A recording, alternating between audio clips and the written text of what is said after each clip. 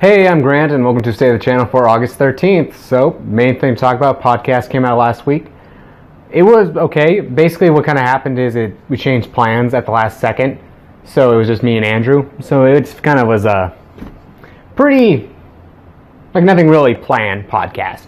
And I do kind of regret going into such a huge, in-depth discussion on like D&D and gaming, because I try to avoid that because I feel like that's somewhat alienating unless you have played that specific thing or have seen our specific D&D campaign. And I do want to move towards more like what episode 22 was, where it's a little bit more objective based, where it's like I start off and we kind of have a topic of discussion, not like a debate. Like I'm not going to go say like we are going to talk about this topic, but more stuff like, hey, here's a thing to start on, go. I want to plan out more stuff like that. And I recognize that that's great. I recognize that that does really well and is fun and good to listen to. But also, it is hard to do that on the fly. Like with that one, that was filmed on Tuesday and came out on Friday, with me basically not being able to work on it Wednesday. Basically, it was all done Thursday night. So, as much as I recognize that that is awesome and a good format, I would have to be able to like come up with something like pretty much like within a single day, while also doing the thumbnail, while also setting up everything, and while also meeting everyone's schedules. So it's not easy. But I'd like to maybe try and do the podcast this Monday or Tuesday, even if it is, I think I might even go for another one that's like not a huge deal of a one, just because then I'll get ahead of the cycles. So instead of me doing it every Monday the week it comes out, I could do it Monday, have 2 weeks between them, but I actually have basically a whole week to edit it, which makes it way less stressful because I can cram editing in smaller portions. So I could just say I'm going to tackle this for 30 minutes a day with maximum attention, instead of being like I'm going to tackle this from 5 p.m. until midnight with wavering attention because I worked that day, I still have chores to do, and I've been doing it for 5 hours. So I'm hoping to get ahead like that, and then I think if I can do that and get consistent, that will open up more ideas for doing fun stuff. Also, I think I just need to sit and maybe put some time aside every 2 weeks to just like plan the podcast, to produce it, I think is the actual term. That sounds a little bit too professional for what I do though. But sit down and say, we are going to do these things that are interesting. We are going to do, I don't know, I've always wanted to do a location podcast. I feel like that would be really fun before the summer's over. I guess it's fall now, it's August or something. I don't really know where, but I feel like that alone would be something that'd be kind of fun. Even if it's as simple as just like, let's go film in a field. Because I can do that. That's actually one of the oddly really good strengths that my podcast has over like a professional one, is technically everything's mobile because we don't have that much equipment. So we could go film in a field without any batteries, because we only need the phone batteries to run. I don't need like a generator or something.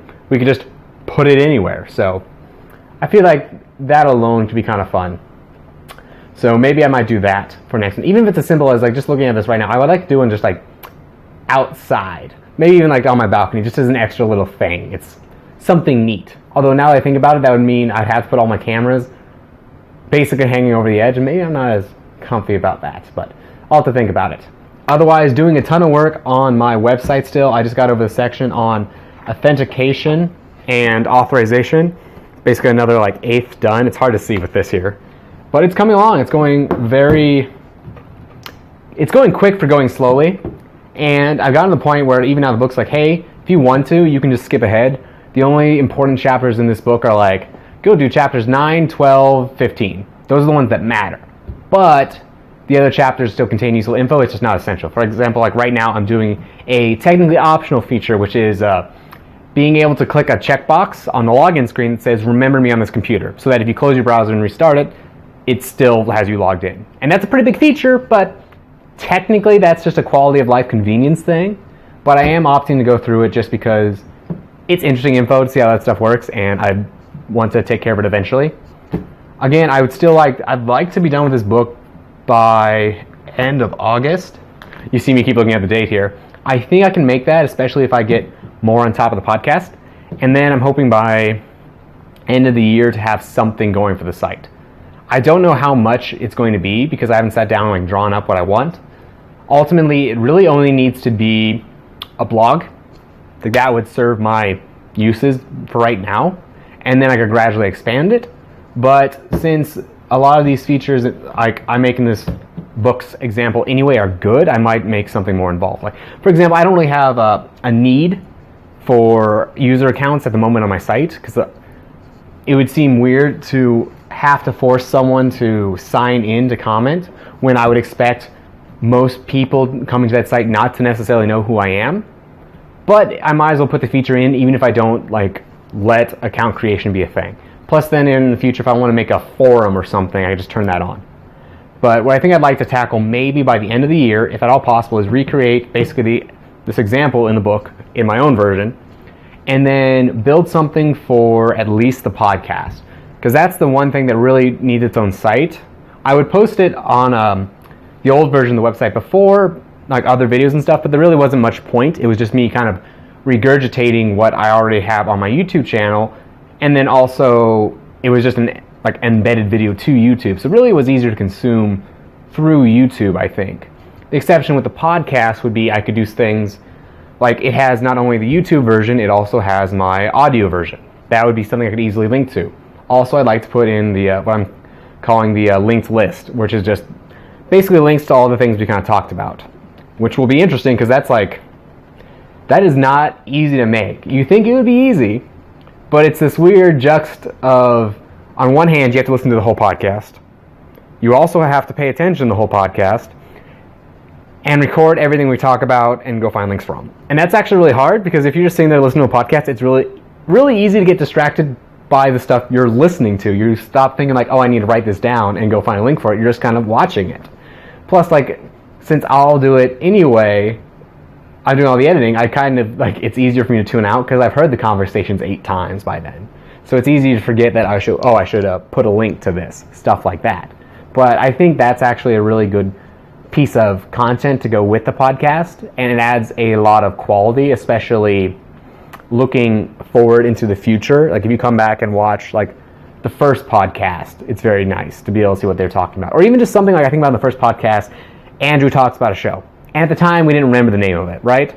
Well, it's pretty easy in retrospect or in editing to go back and be like, this is what he was talking about. And that's nice. Especially since like I could put that in the actual video itself, like where I go redo the research, but that I think is a bit too much of an extra step.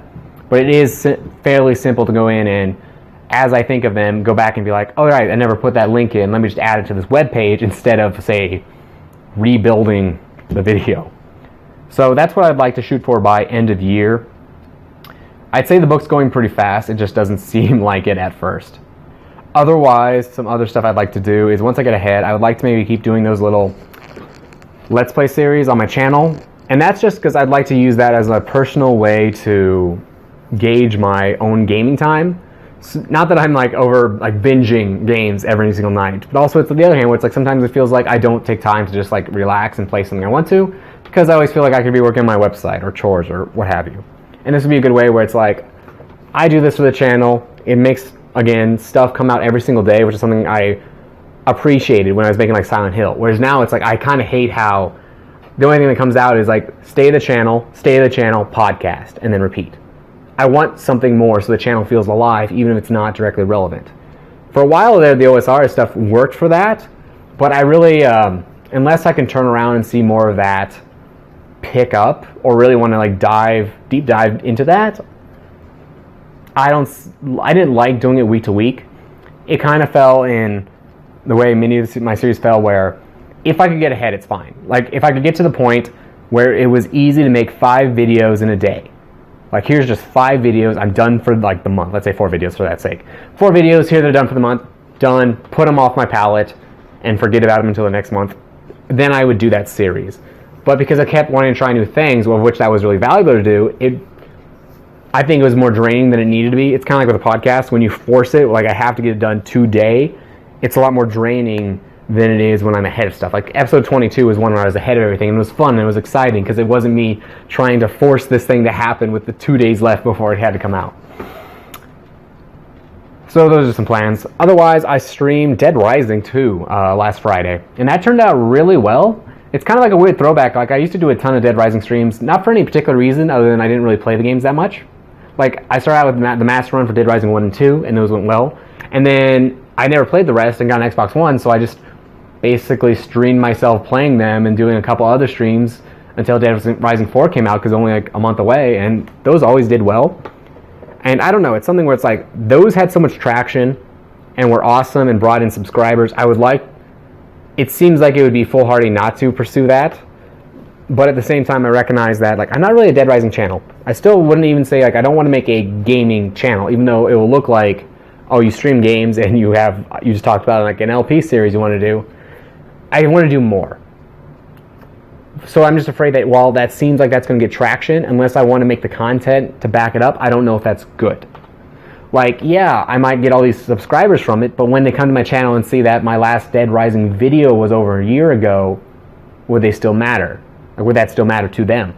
Or more specifically, is it even like I think there is a gap in an audience I could grow on there, but at the end of the day, if I had the premier, like, Dead Rising content audience, what do I have? Like, it's different if I was, like, wanting to be a YouTuber for, like, OSRS. That's a huge game, constantly living. But Dead Rising, it's like, until Dead Rising 5 comes out, or some kind of update, it's basically a giant spike when a game comes out, and then it just slowly goes down. Because it's a game very much like a lot of people like, but don't really play it a lot.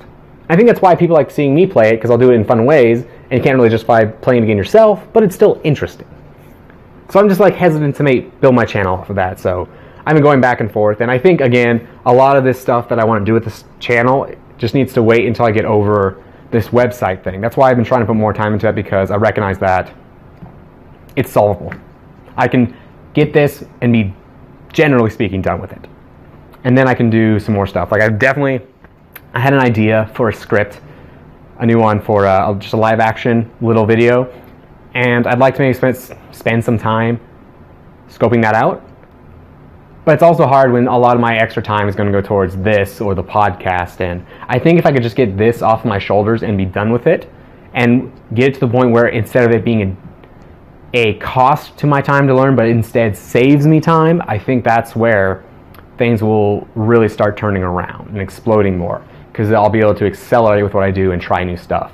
Same with the podcast. Like, once I kind of solve this issue where I'm not constantly fixing the podcast, but rather I'm just improving it, I think that's when I'll start having to spend less time on it, the quality goes up, and then I still have time to do all the stuff I want to do with it. So that's just the weeks ahead. We'll see. It's something where it's like, the only real thing I can show is either the website, which I don't usually deploy that much to, like, the internet, or basically the progress I have in this book. Like, that's kind of it. And that's hard to get across when it's like, some pages take 10 minutes to get through. Sometimes I'll do an entire chapter in like 20 minutes. It's just kind of these weird bursts of progress, and that's hard to describe unless you've ever done something like that before. Other notes, we had a great D&D session this week. If you didn't see it, I assume no one saw it, but it was amazing. It was like the first time I actually had people in chat, and they would come in and comment and say, like, this is actually a story I can listen to. Like, every other time, it's like, oh yeah, maybe there's some laughs, you can throw it on in the background, it's funny, and it's just like situations, but even as me DMing, this is the first time I could sit down, it's like, I feel like I'm watching, like, a movie or a story, where it's like, this is like a plot reveal, and it's like, wow, but it's not like, surprise, it's just like, event, climax, go back, calm down, another climax. It's like, oh, this is awesome.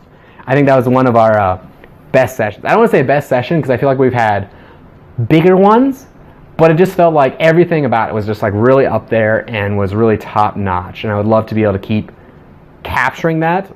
Although also I think I recognize that the reason it was so good was because it was all these things kind of coming to a head and then the party moving on. They've really starting the campaign they're in, whereas before we were doing kind of a prologue type thing with it. Now it's like kind of boom, and then also we had all these awesome character moments that came up, so that was pretty cool. I just wanted to call that out. But I think I ranted enough. So anyway, I'm Grant. You can contact me over on my Twitter. It's at takenumber4grantd. And my email, it's grant@takenumber4grantd.com. And I'll be back again next week.